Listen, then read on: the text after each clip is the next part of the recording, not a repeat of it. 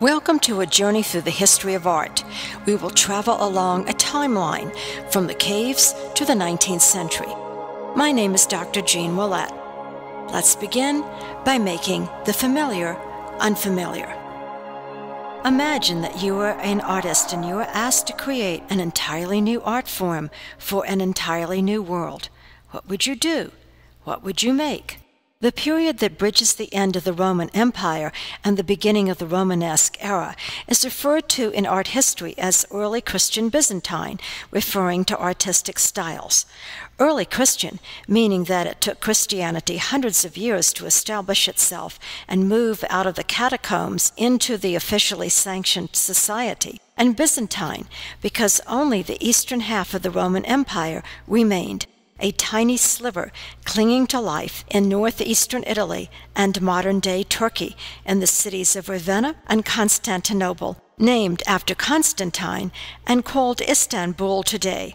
Early Christianity could conveniently be applied to European societies, where new Christian art forms were developed, whether in isolated monasteries in remotest England and Ireland, or whether in small copycat empires, the Carolingian Empire in modern-day France and Germany, or the Ottonian Empire in contemporary Germany and Eastern Europe. These are precarious times for artists and artisans who would have been wise to seek shelter in a monastery or convent, or to find employment in a court of an emperor.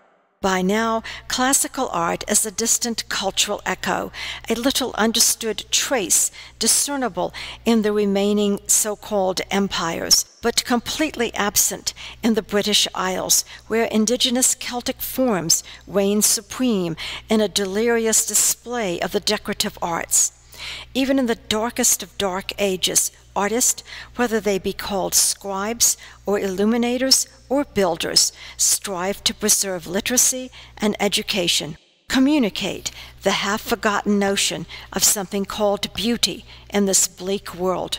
The artists of the next 500 years were at a rare ground zero and were tasked with making a new art, creating a new language for a new world, a world that was actually located in the heavens. The early Christian culture provided a transition between the Roman Empire and the medieval period. Although the Christian religion was new, the culture it was based upon was that of Roman forms. The Christians were careful to select a secular Roman building, the Basilica, to hold a congregation of worshippers.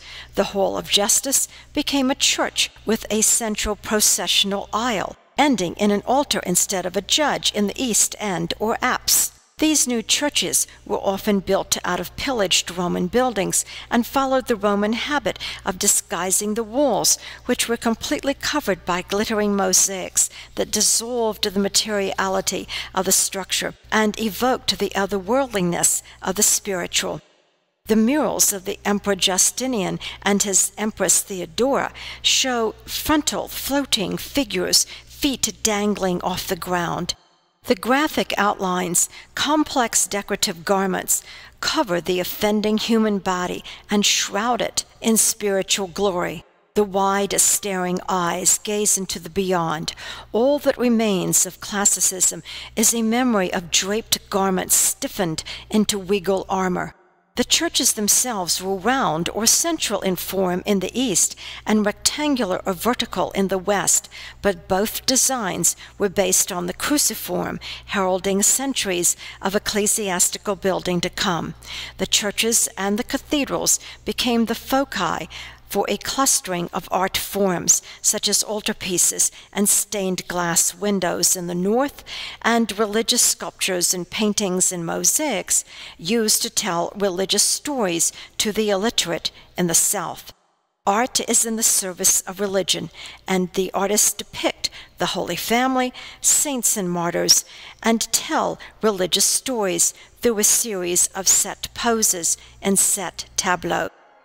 But conventions aside, an entirely new language in art was established during the period called Early Christian Byzantine, also known as the Dark Ages.